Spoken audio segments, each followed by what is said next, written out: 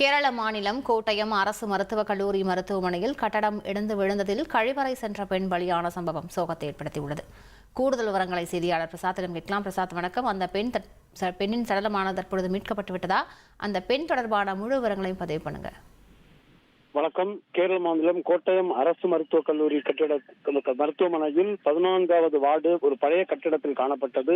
இந்த கட்டிடம் பழைய கட்டிடம் என்பதால் அதில் அனுமதிக்கப்பட்டிருந்த நோயாளிகள் ஏற்கனவே மாற்றப்பட்டு வேறு தற்காலிக வார்டில் அனுமதிக்கப்பட்டிருந்தார்கள். இந்த நிலையில் திடீரென இந்த கட்டிடம் இடிந்து விழுந்தது. இந்த விழுந்த போது இருவருக்கு காயம், ஒரு சின்ன குழந்தை உட்பட இருவருக்கு காயம் ஏற்பட்ட நிலையில் இருவரும் அதே மருத்துவமனையில் அனுமதிக்கப்பட்டு தீவிர சிகிச்சை அளிக்கப்பட்டு வருகிறது.